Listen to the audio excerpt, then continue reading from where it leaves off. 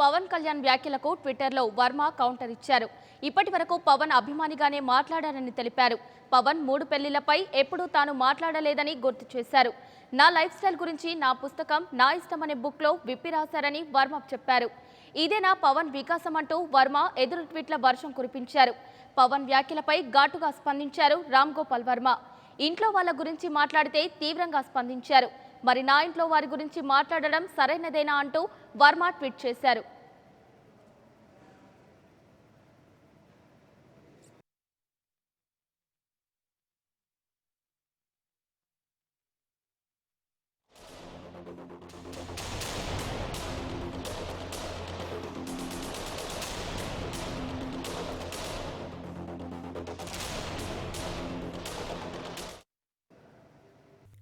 For more updates, please subscribe 99 TV Telugu.